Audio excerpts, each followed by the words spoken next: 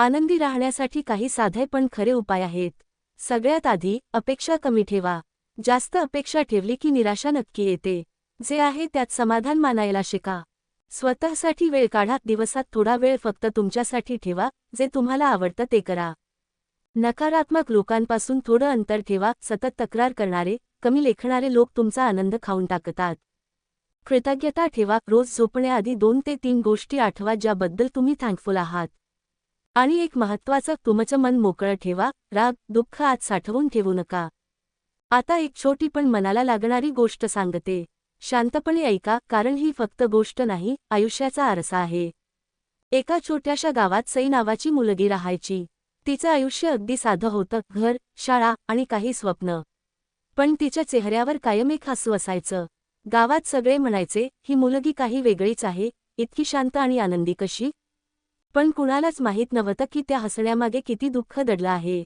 सईची आई लहानपणीच गेली होती आणि वडील दारूच्या आहारी गेले होते.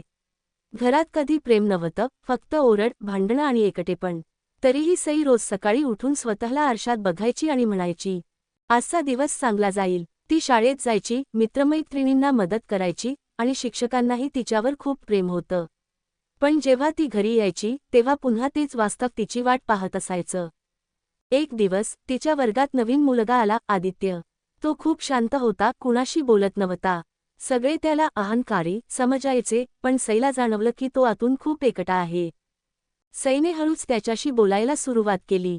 तू इतका का शांत का असतोस? ती हसून विचारायची. आदित्य थोडा वेळ काहीच बोलला नाही, मग म्हणाला, कारण बोलायला कोणीच नाही. त्या एका वाक्याने सईच्या मनाला स्पर्श केला. कारण तीही आतून तशीच होती. हळूहळू दोघांची मैत्री वाढली. ते एकमेकांशी मन मोकळं करायला लागले. आदित्यने सांगितलं की त्याच्या आई वडिलांचा घटस्फोट झाला आहे आणि तो स्वतःला नेहमीच अपूर्ण समजतो. सई शांतपणे ऐकत होती. मग ती म्हणाली, आपण अपूर्ण नाही, आपल्याला फक्त कोणी पूर्ण करणारा भेटलेला नाही. त्या दिवसापासून दोघं एकमेकांसाठी आधार बनले. सईचं हसू आता खरं वाटायला लागलं आणि आदित्यच्या चेहऱ्यावरही पहिल्यांदाच समाधान दिसायला लागलं. पण आयुष्य नेहमी सोपं नसतं. एक दिवस सईच्या वडिलांची तब्येत खूप बिघडली. घराची जबाबदारी अचानक तिच्यावर आली. तिला शाळा सोडावी लागली. आदित्य खूप प्रयत्न करत होता तिला मदत करण्याचा, पण परिस्थिती हाताबाहेर जात होती. सई हळूहळू दूर जाऊ लागली, तिचं हसू कमी होत गेलं. एक संध्याकाळी आदित्य तिच्या घरी गेला. सई एकटीच बसलेली होती, डोळ्यात अश्रू. तो म्हणाला, तू बदललीस सई, तू आधीसारखी हसत नाहीस.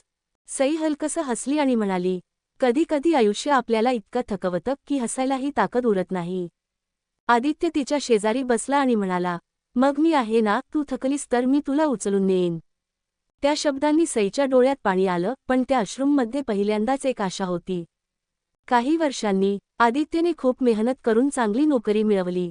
तो पुन्हा सईला शोधायला आला. ती अजूनही त्याच गावात होती, पण आता थोडी बदललेली, अधिक मजबूत, अधिक शांत. तो तिच्यासमोर उभा राहिला आणि म्हणाला, मी परत आलोय, यावेळी तुला एकटी सोडणार नाही. सईच्या डोळ्यात आनंदाचे अश्रू आले. मी वाट बघत होते. आणि त्या दिवशी दोघांनी एक गोष्ट समजली. आनंद म्हणजे दुःख नसणं नाही, तर दुःखातही एकमेकांसोबत हसण्याची ताकद असणं. ही गोष्ट सांगते, आयुष्यात कितीही अडचणी आल्या तरी, जर तुमच्याकडे कोणी मनापासून साथ देणारा असेल, किंवा तुम्ही स्वतःची साथ देऊ शकत असाल, तर आनंद कधीच दूर जात नाही.